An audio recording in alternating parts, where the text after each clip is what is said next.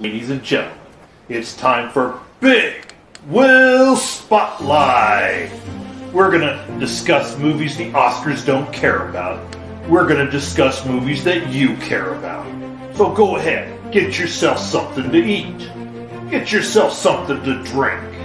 Sit back and relax with your popcorn and your date as we go to Big Wil Spotlight with your hosts, Big Wil, Dr. Quack, and the important one, Mr. Mayhem.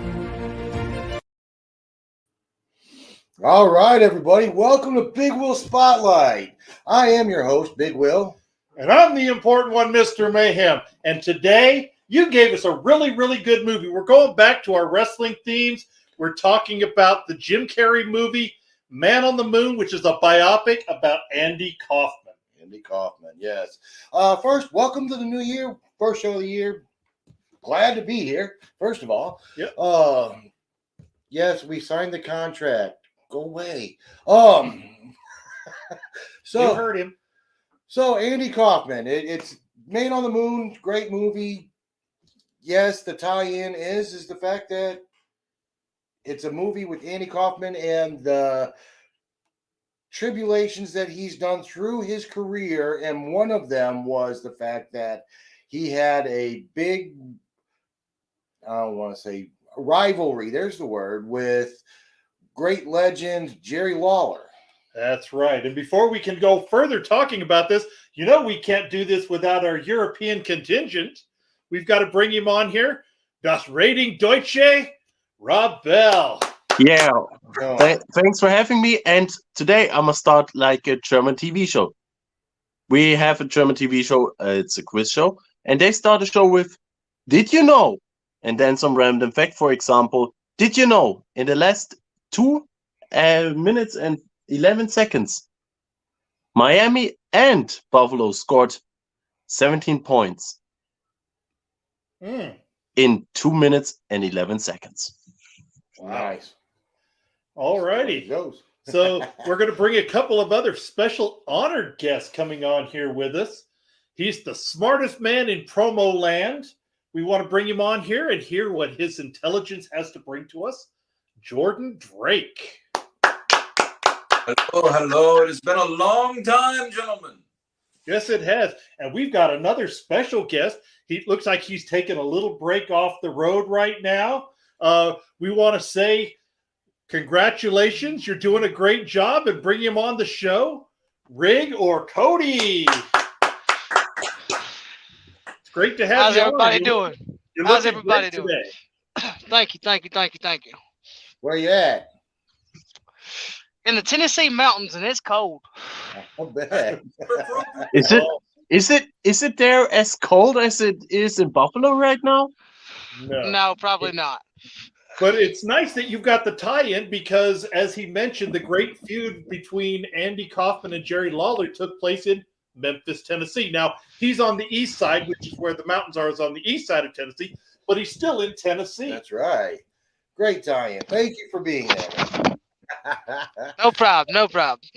All right. So movie breakdown, more or less, just, it goes through the hardship and the tribulations and everything that Andy Kaufman did through his career. That he, for the most part, was not just a simple, I don't want to go with the word normal because that just word is all over the place anymore. Very true.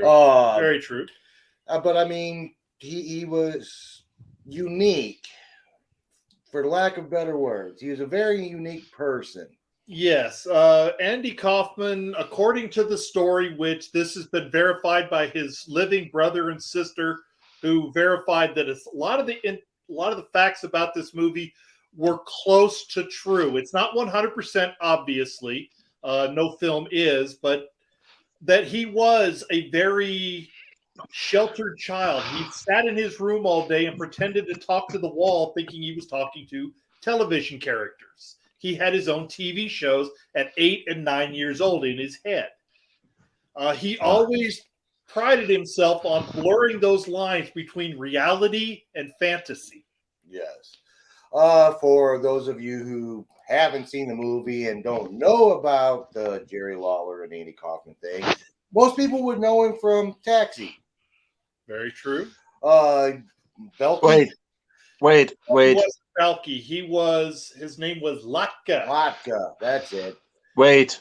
We have to difference the Taxi movies because there is the American Taxi and there's the French Taxi movies. This was actually show. a TV show called Taxi, not the movie Taxi Driver with Dustin Hoffman. We're talking about a TV show. But Taxi. we have to separate because there's the series Taxi and there's the Taxi Driver and there's the French Taxi movie.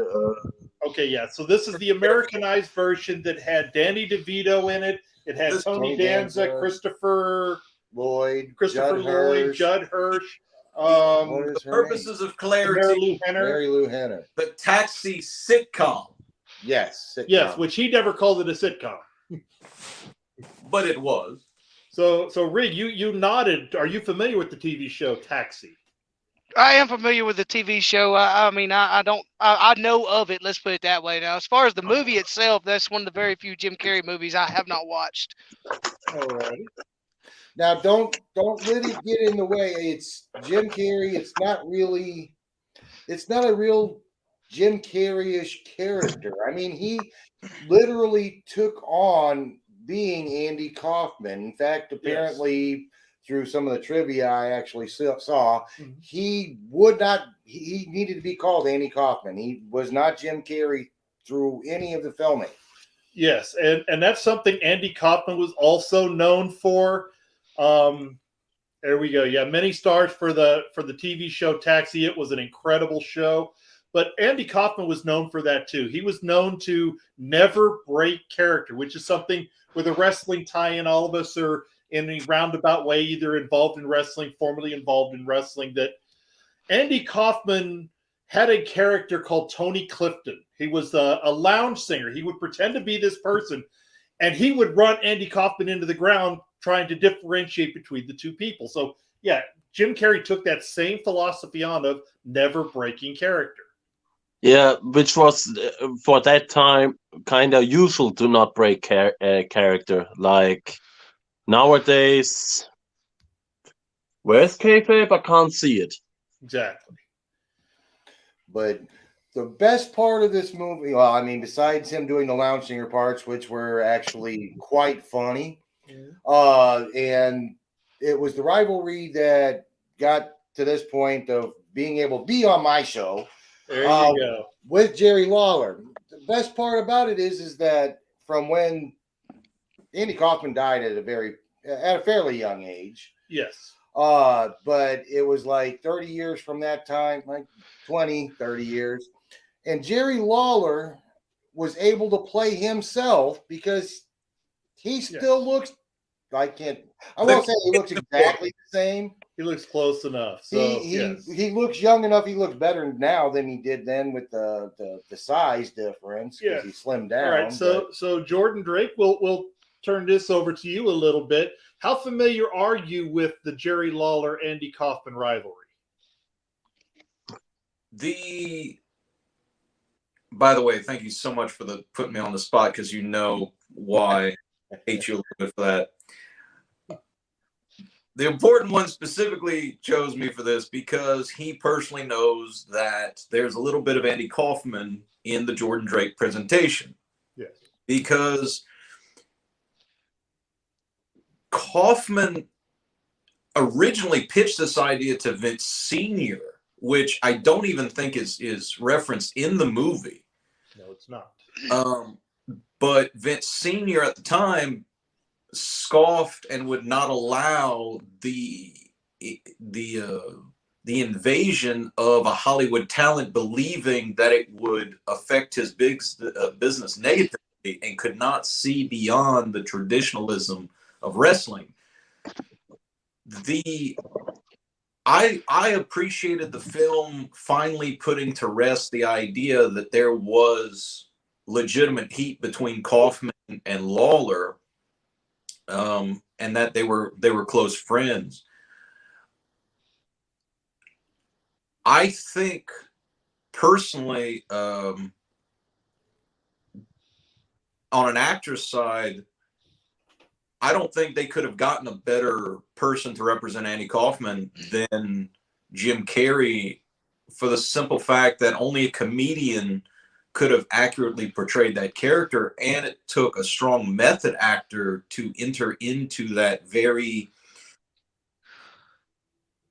not just the wrestling aspect, but Andy Kaufman was a very eccentric person between all the roles that he did and his take on comedy and life. Wrestling almost seems in a weird way an afterthought to me for him to do.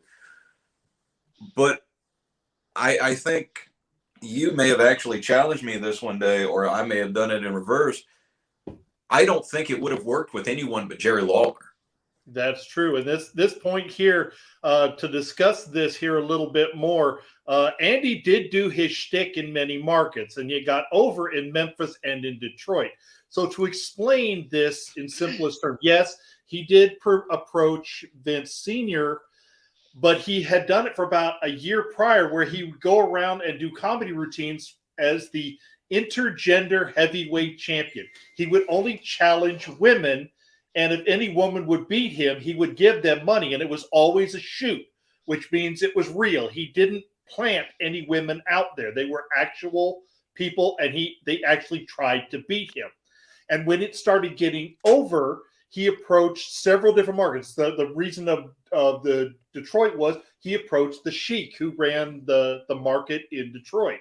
He approached Judo Gene LaBelle in Los Angeles, and they stopped right away because he was from that area. He approached several others, and it was ultimately Pat Patterson is the one who, when he went to see Vince Sr., Pat Patterson said, try Jerry Lawler. I think this is something they could run with. And so we could thank Pat Patterson for that as well. And and with the movie, it does go on, and they are like best friends, is basically what it boiled down to. They had no real rivalry. It was just fun for both of them. Yes. Yeah. Just an input. If people who are watching this right now don't have an idea about the feud on itself, go on YouTube after the show, watch some videos. For example, Tales of the Territories from Vice. It is up on YouTube to watch it, or a playlist with 36 videos about the whole feud with this point I will get through later, where I started watching this. All right. Because I am admitting I'm young. I didn't knew the feud a few years ago before I watched on YouTube the whole thing. Yeah, it was a great feud. It was a great feud. I mean, it just ties in with everything. It kind of got pointed out in one of the comments. I mean, it was a part pretty much. I can't say it was specifically made for Jim Carrey. I mean, it was made for Andy Kaufman. Yeah. But there had to be somebody to tell the story, and it's almost like you couldn't think of anybody but Jim Carrey to do this character. That's true. And Cody, I know you've mentioned you haven't seen this, but, so we're talking about somebody who had an eccentric lifestyle. His idea of comedy, like he did one famous scene, and then I'll let you comment on it, where it's called the Mighty Mouse theme, where he stood there and he played a record. He did absolutely nothing. And then when it came to the part where Mighty Mouse would do "Here I Come to Save the Day," he would pantomime the words and lip sync those words, and it became one of his most well-known comedic routines of all time. And he did nothing except play a record. So as somebody who is a fan of Jim Carrey, do you think would you think Jim Carrey would be able to pull off something like this? Oh, most definitely. I mean, and that's the thing, going back to what Jordan Drake was saying about, how Jim Carrey was perfect for the role. I mean, that was the thing. Everybody knows Jim Carrey more for the comedy and everything else. But if you watch all the movies that he's made, or majority of them, you see that he has the ability to pretty much adapt to any role that he's been placed in. I mean, one of my favorites that Big Will, it ain't wrestling related, but I'd love to see you do one on this one day, is Eternal Sunshine of the Spotless Mind. I mean, that was the first one I watched out of his that wasn't necessarily comic, but it was just way out there. something different for Jim Carrey. And that's why I'm such a huge fan of him, is not only the comedy that he's done, but his ability to be able to adapt to any role and just get that developed and in depth with that character that he's playing. And that's one of the reasons why with the show, I always know we're not going to stick with just one movie. We're going to end up speaking about a whole bunch of different movies. Because, I mean, you sit there and you look at Jim Carrey's career, and it's almost like there were parts that were specifically written that no one else could possibly do. I'm sorry, I couldn't think of anybody else doing the Riddler in the Batman movie. Agreed. Very much so. I mean, yes, that was not a great movie by any means. I'm not trying to promote the movie. I'm just pointing out that no one else could have pulled that job off, just like I couldn't see anybody else doing Two-Face like Tommy Lee Jones did. So, Agreed. Jordan Drake, you were about to say something different? I was going to say that version that it was written. I totally agree with Big Will. In that era of Batman, there was no one as eccentric on the comedy side of Hollywood as Jim Carrey. Yes. In all honesty, Tommy Lee Jones surprised me in that role as Two-Face more than Carrey did for Riddler. Yes. Yeah. Even though both hated the movie. I did a little bit of research right now. Mm-hmm. The movie actually got a Golden Globe for Best Actor in a musical or comedian movie, and that was Jim Carrey who got the award. It was a great movie. For those of you who haven't seen it, even if you're not a fan of Andy Kaufman and his comedy, because he was one of those, you either loved him or you hated him. There was no middle ground with Andy Kaufman. It is still worth watching because it is a well-told story. And it's this comment was just brought up. Bob Zmuda was his manager. He's played in the movie by Paul Giamatti in the movie Man on the Moon. Bob Zmuda and Andy Kaufman did a lot of these. He liked that blurring the lines of reality. Like there was a TV show here in the United States for a while called Fridays. It was basically everything was inside drug jokes or inside drinking jokes. Wait, you mean the movie Friday where the line was, "You got knocked the fuck out"? No, not the movies. This is a TV show. It only lasted 2 years. Two different. It came on right before Saturday Night Live. Oh. So it's that kind of show. And also, I have to also say they also got for best. Hold on, I have to recheck the award right quick. While he's checking that, I hate to be rude. Thank y'all for having me on the show, but I am getting a business call. I got to dip out. I love y'all. Thank y'all, and I'll be around tomorrow.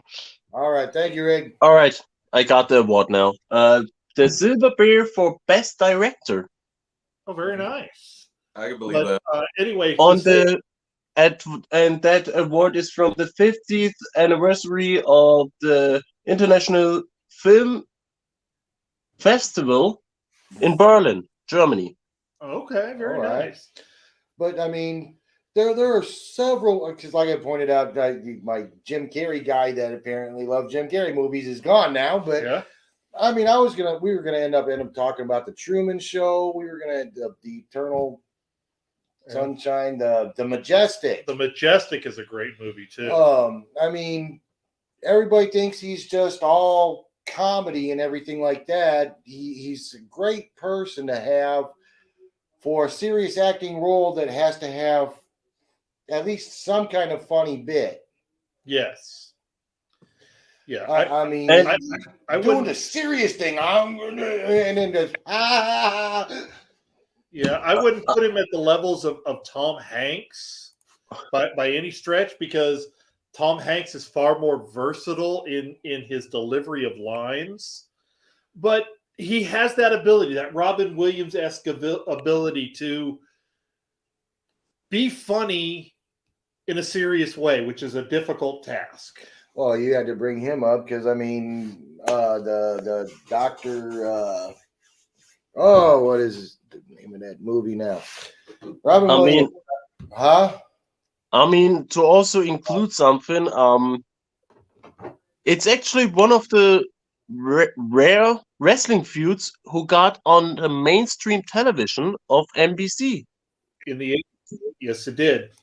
And Thanks to this line right here, going back to the Fridays TV series, not the movie.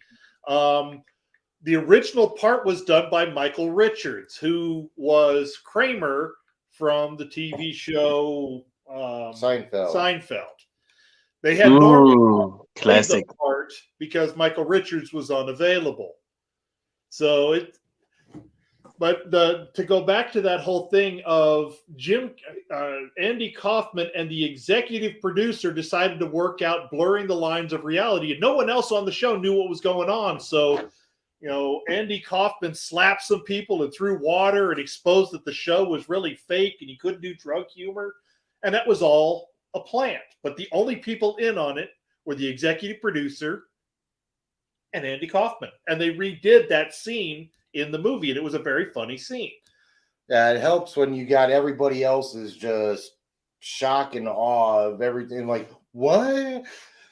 I mean, we're old enough that we know wrestling's fake and everything like that. Yeah. You have to be pretty well trained to actually do it. Don't just try and go out and do it. Don't do it. Right, no, bad idea. Don't do it. I know what I'm talking about. With half the stuff that we did in the Army, we were glad we were trained. I mean, so we brought up Robin Williams earlier because, I mean, he goes into the hand in hand kind of with what's going on with good googly moogly. But I mean, he did a movie called Patch Adams. I mean, it was a serious role that had to have the funny side effects. Yeah, there we go. Yep. I will say I was not a Patch Adams fan. I didn't like the movie, and actually go do a real research on the real Patch Adams. It is based on a real person. It is a real, and the movie does not do the real man justice. Same with Good Morning Vietnam. The original, real Adrian Cronauer hated Good Morning Vietnam. Oh man, classic movie. Because and both people, both Patch Adams and Adrian Cronauer, do not blame Robin Williams. They blame the directors and the writers. But it's actually a classic movie. The classic movies, I won't take away from the funniness of them. I'm sure they found them to be funny, but at the same time, it's like, I didn't do that. I didn't do that. Yeah, it wasn't my fault. Yeah, there you go. So Mr. Drake there. So we've been talking about a lot of these kind of things. You've seen the movie. You said it's been several years. What was your thoughts on how Jim Carrey handled it? I think that the movie, and getting back to something that one of you had said earlier, was that the Man on the Moon movie played, there was some literary license, but I want to say they talked about it being within 90% of how his life was and true events. Yes. If you forget that it's a biopic and that this is true, the range of emotion and the range of acting that Jim Carrey displays from the beginning of this movie to Andy's unfortunate passing has got to be one of the single most complete movies of an actor's range, short of being evil, or which Carrey can do because we've seen him do it. But there are times where you hate Andy. There are times where you are sympathetic. You feel pity for him. You feel love with him. The one gripe that I have about this movie because there have been other biopics about Andy Kaufman. There have been in-depth discussions about him. I think this movie should have been another half hour, 45 minutes longer than what the theatrical cut was. Yes. To really flesh out the relationships with his family, his interpersonal relationships with the loves of his life. You know, I'd love for them to have included all of the Lawler Memphis stuff, but you know, time constraints. Like I said, speaking about Carrey, just his range on this movie. Yeah, and most biopics do for some sort of reason. There's something that I didn't realize about the biopic until many years later, because it came up in a topic of discussion after Robin Williams's passing. You mentioned about Andy being a very introverted child. Mm-hmm. And a discussion was brought up on his not mental state, but whether or not he had various untreated or undiagnosed at that time, because he passed away in the early 80s, wasn't it? 80, I believe it was in the middle of like March or April of 84. He died of cancer. Yeah. I can check it right quick.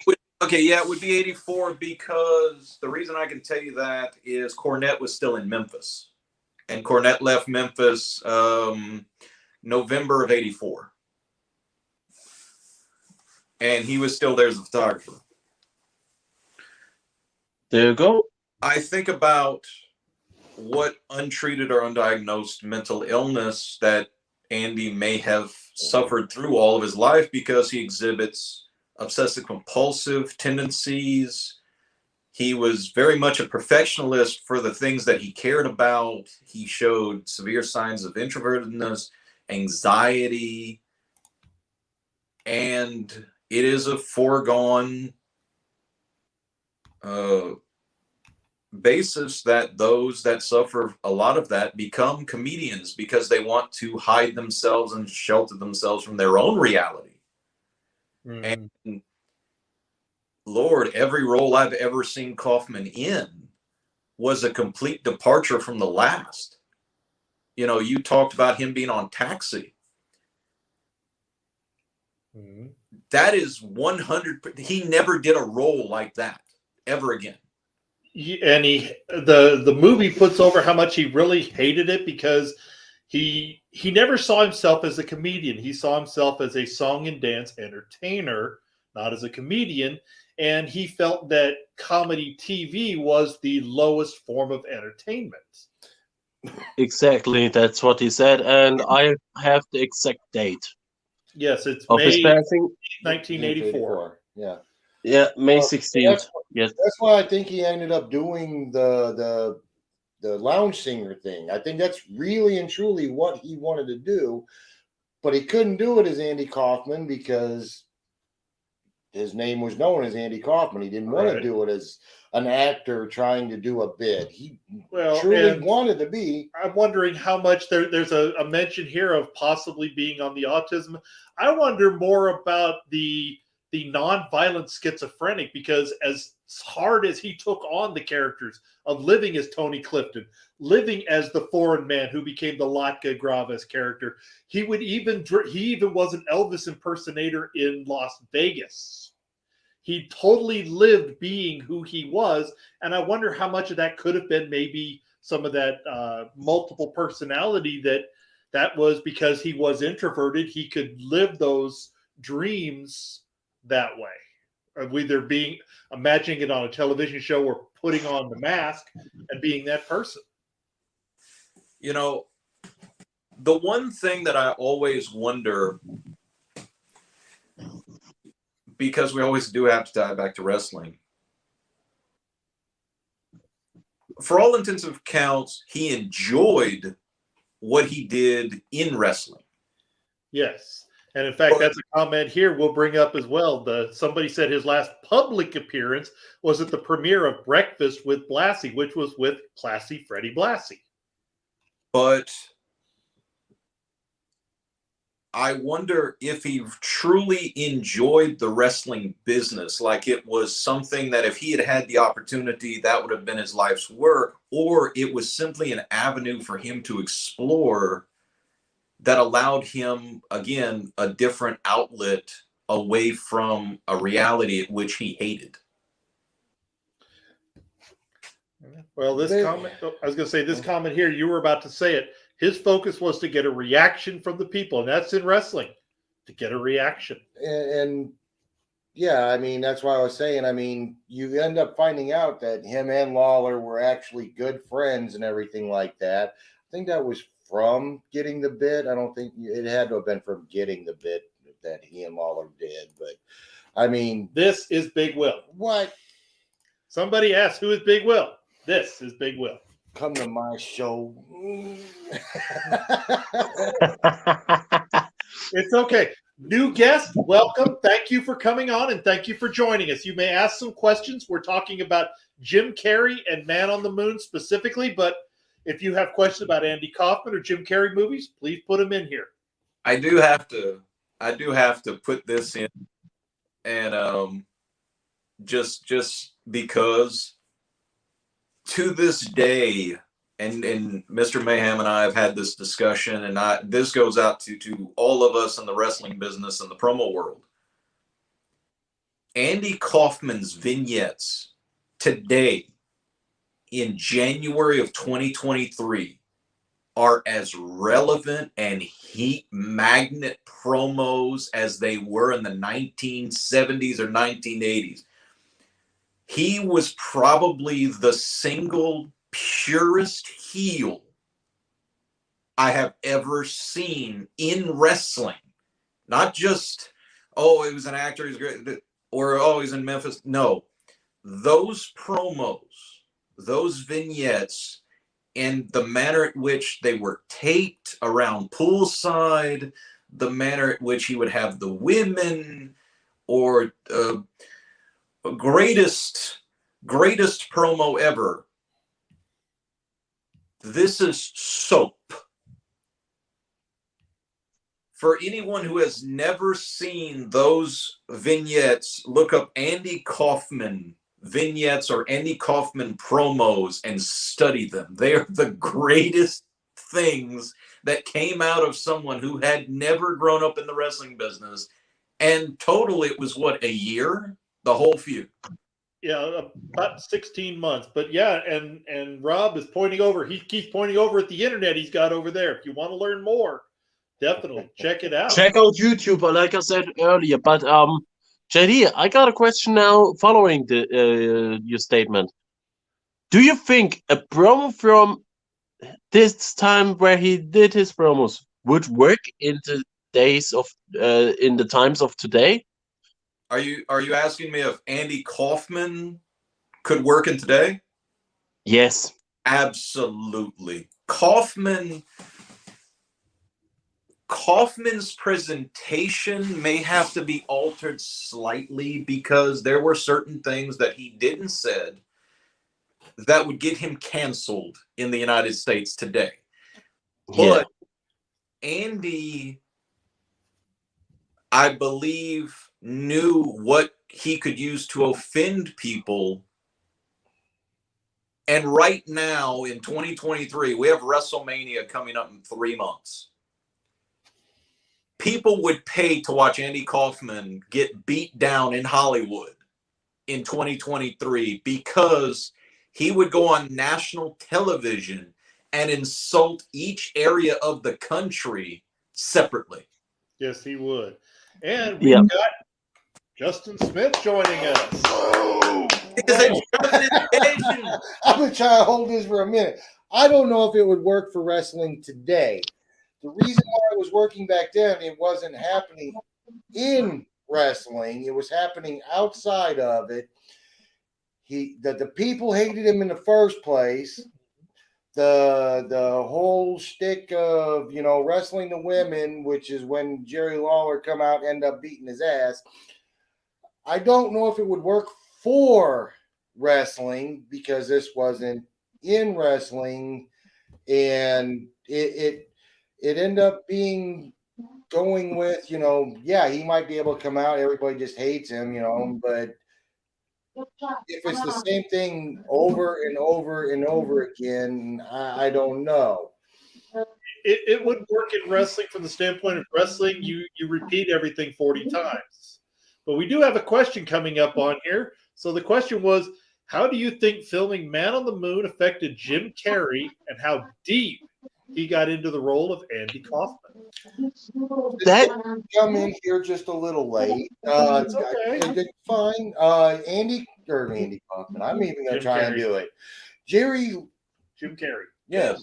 Jim Carrey refused to be called anything but Andy Kaufman doing this movie. I mean, he engrossed himself so deep in this role that that's all he would go by for the film. Yes. I mean, I don't know how that if he does the same kind of bits for other movies, or if he's not known to do that, or if he took on for being Andy Kaufman because that's what Andy Kaufman did. He immersed himself in that role. Yeah, he's kind of a method actor. He doesn't really engross himself. But Mr. Smith, have you seen the movie Man on the Moon? And your thoughts on the Andy Kaufman wrestling storyline? I did not watch the Man of the Moon, but I heard about the Andy Kaufman wrestling storyline just so roughly a bit. The problem is I don't really like Jim Carrey movies at all. Kick him off. No. Oh. Because I'm not really a fan of the work what Jim Carrey did. I'm mostly being a fan what's the perfect example? The one dude from King of Queens did the Kevin James. Kevin James, thank you. And what Adam Sandler did also. But as far as Jim Carrey works goes, nah. All right. I would still say before we go to you, Mr. Drake, it's got a really good wrestling tie-in. It's not the Jim Carrey movie like when you think of Ace Ventura, it's not that. No. When you think of The Mask, it's not that. Somebody had to bring those movies up.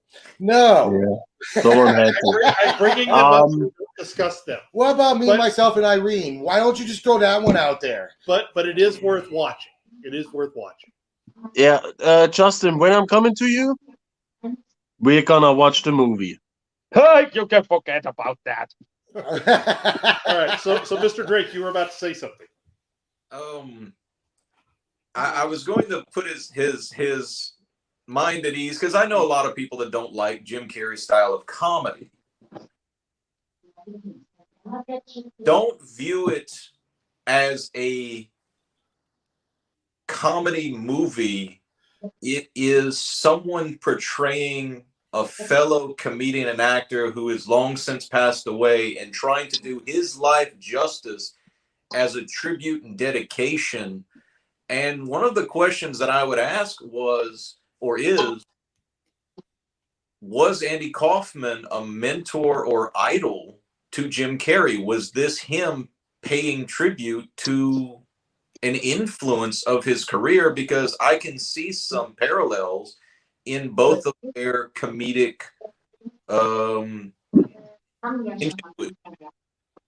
and somebody just posted on there. It's exactly what I was going to say. Don't watch it as a Jim Carrey movie. It's Andy Kaufman doing a movie about his life.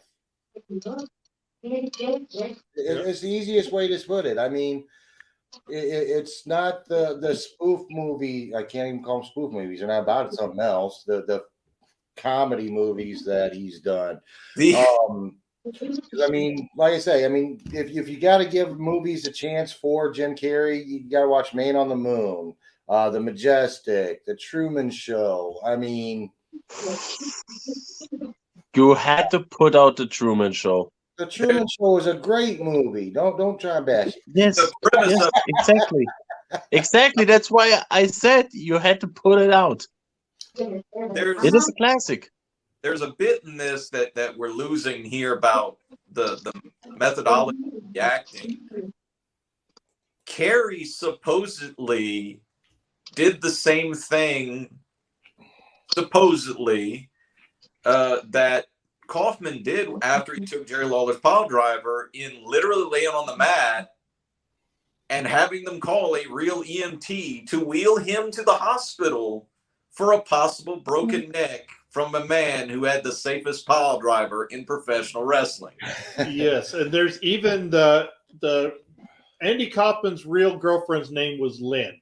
I'm drawing a blank on her last name. I think it was Phillips, but I don't remember her last name. But she was on set, and she said that Andy Kaufman had a lot of moves and mannerisms, like he was almost channeling Andy Kaufman. He did such a great job of retelling his story, retelling his life. The trivia thing I saw about the EMT, they had a real life EMT end up there because Jim Carrey showed up with a bloody nose and somebody had punched him. So that was the fact I got, the trivia I got. But he did lay there trying to put that over after they yelled cut.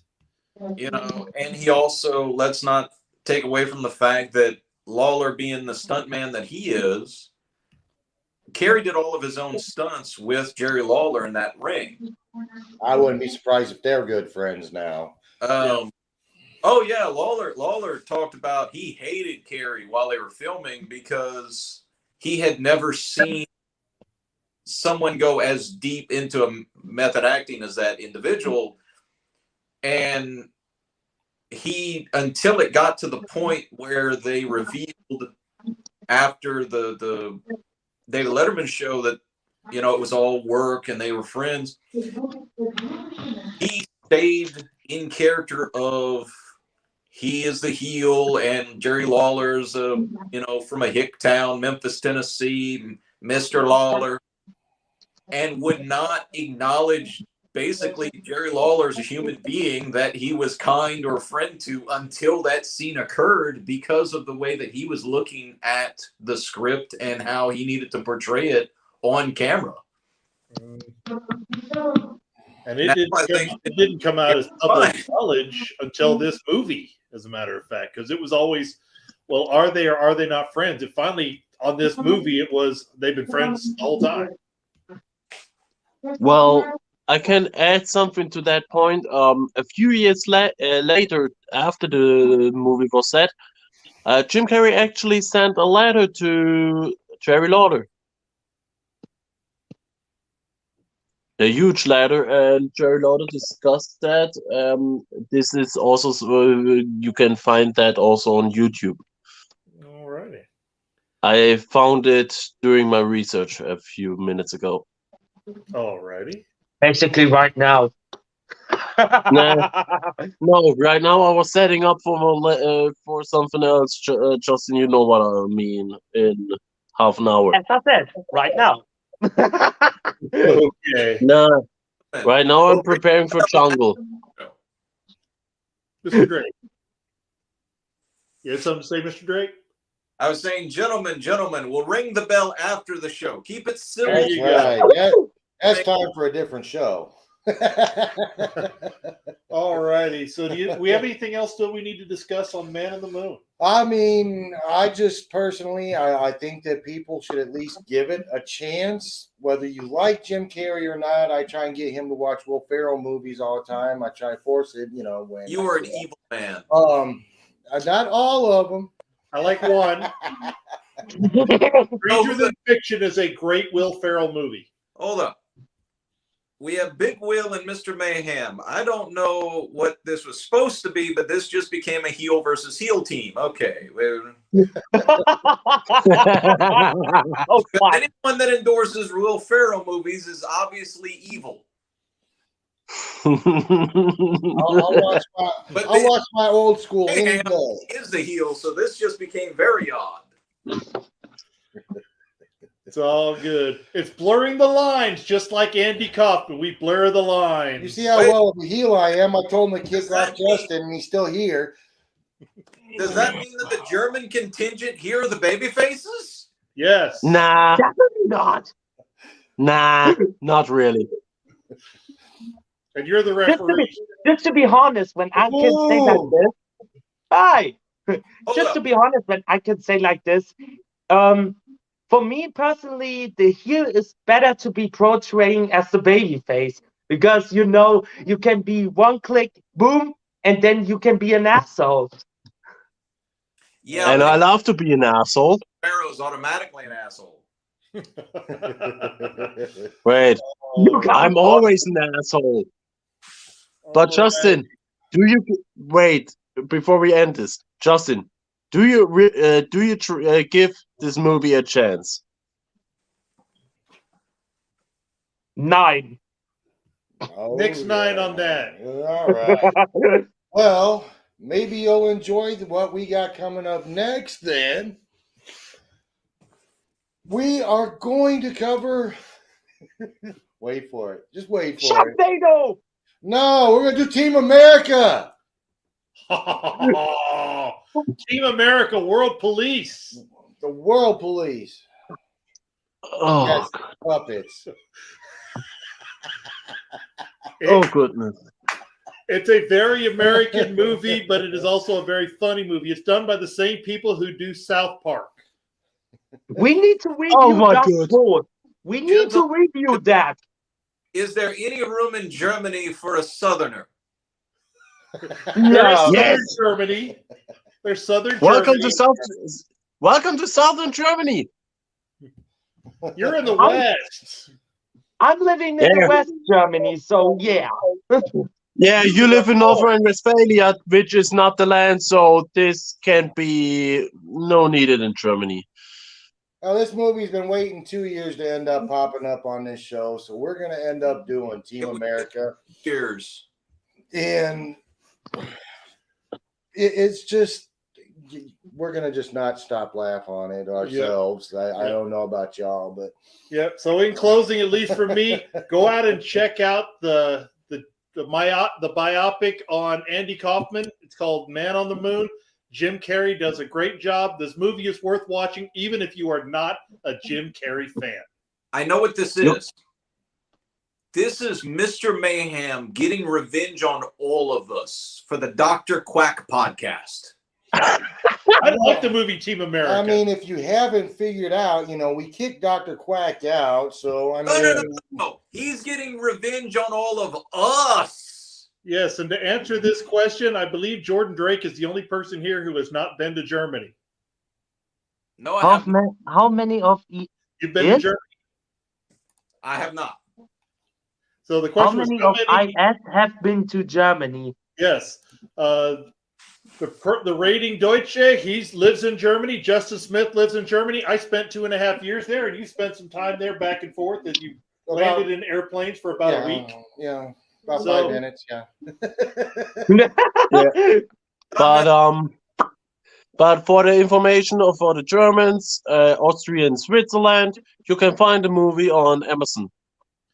There you go. So, gentlemen, any last things you want to say about the movie Man on the Moon or Jim Carrey in general? Buy my merch. That's it. Merch. There you go. The Dr. Quack podcast you can find on YouTube. Just search for Dr. Quack. Yep, it is spelled exactly like that. Dr. Quack podcast on YouTube. You can find it as DQPC. Dr. Quack podcast on Facebook. You can also find us on Hero TV. Yes, as I had streaming up there. You can find all the stuff involved with Heart and Soul Promotions. You can find the Dr. Quack podcast, Big Wil Spotlight. You go to Hero Go TV and you search this channel right here, HSP, on Hero Go TV, and you will find us. Gentlemen, thank you all for a great discussion. Thank you for coming by. Wait, I got one last word. One last word. Justin is an idiot. And on that note, take us home. Okay, we'll see you next time.